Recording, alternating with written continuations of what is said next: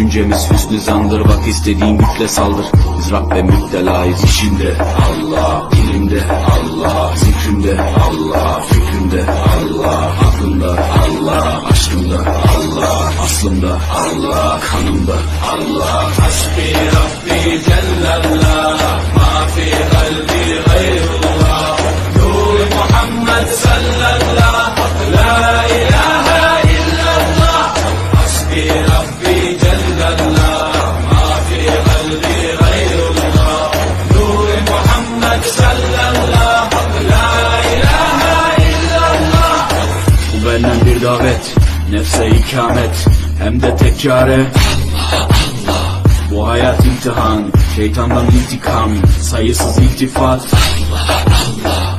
Güvendiğin dağlara kar yağar bak ancak Allah asla seni satmaz. Düşünce kalkmalısın.